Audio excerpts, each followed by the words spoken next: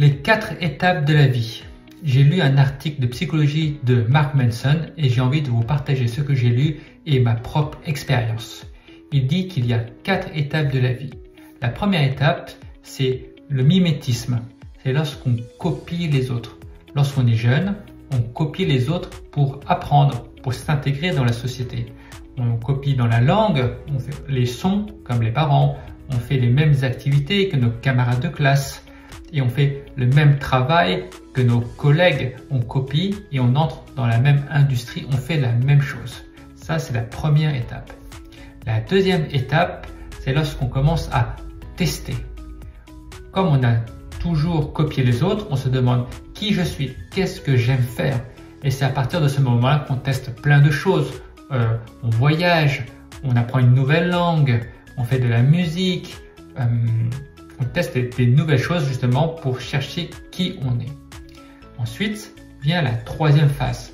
La troisième phase, c'est lorsqu'on souhaite se stabiliser.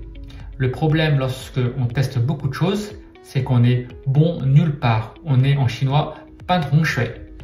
Et que si on souhaite avoir un impact sur la société, sur les gens autour de nous, on doit devenir expert, on doit se spécialiser. C'est comme ça qu'on obtient des compétences et c'est comme ça qu'on influence et qu'on apporte des résultats. La quatrième phase, c'est lorsqu'on est plus âgé. On a déjà réalisé tout ce qu'on souhaitait réaliser. On a notre maison, notre famille, les projets qu'on souhaitait faire, on les a déjà réalisés. Maintenant, notre but, c'est de laisser un héritage, une mémoire pour les générations futures.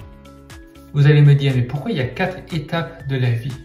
Eh bien, chaque fois qu'on passe d'une étape à l'autre, c'est parce qu'il y a un décalage entre nous et les gens autour de nous et qu'il y a une évolution de nos priorités et de nos valeurs.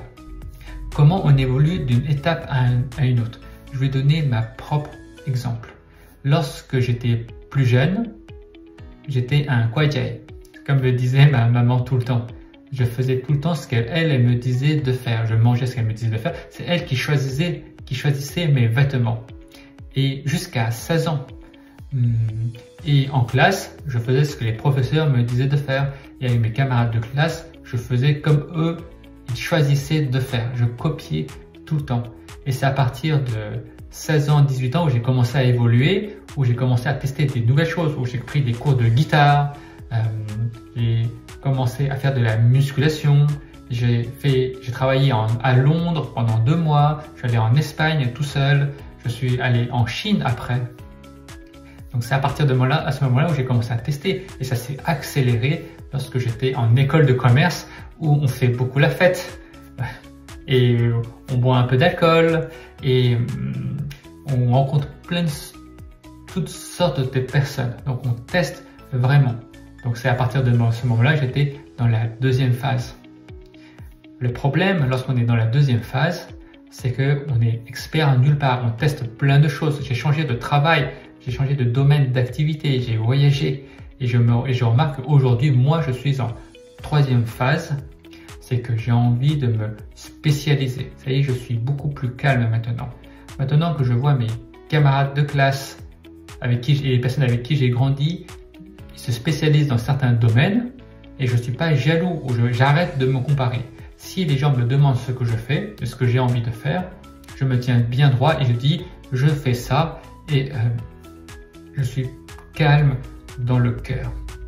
J'arrête de me comparer avec les autres. C'est ma vie, c'est mon choix. Et je n'ai pas encore réussi, je suis en phase 3, je suis encore en train de construire et je n'ai pas encore testé la phase 4. Maintenant, vous allez me demander, mais à quoi ça sert de savoir ces 4 différentes phases? Eh bien, si vous savez dans quelle phase vous êtes, eh bien, vous pouvez assumer et comprendre pourquoi vous êtes comme ça. Quelle était ma phase précédente et quelle est ma phase suivante? Et comme ça, vous pouvez être calme et évoluer et réfléchir sur ce que vous voulez. De plus, ça permet de connaître les autres personnes, dans quelle phase ces personnes sont. Peut-être que maintenant vous êtes en décalage avec les personnes autour de vous. Vous êtes en phase 3 alors que les personnes autour de vous sont en phase 2. Ils sont encore en train de tester plein de choses alors que vous avez envie de vous stabiliser. Mais ça vous permet de discuter calmement avec les autres, d'être calme et de mieux comprendre, d'avoir moins de doutes. Pourquoi la société, les gens autour de moi font ces choses-là? Pourquoi moi je veux ça? Est-ce que c'est moi je suis bizarre? Non, vous n'êtes pas bizarre. C'est juste que vous êtes en train d'évoluer dans une autre phase. Donc j'espère que ma vidéo vous a intéressé. N'oubliez pas de liker, de laisser un commentaire, ça va m'aider beaucoup pour faire grandir la chaîne. Je vous remercie et je vous dis à la prochaine. Bye bye.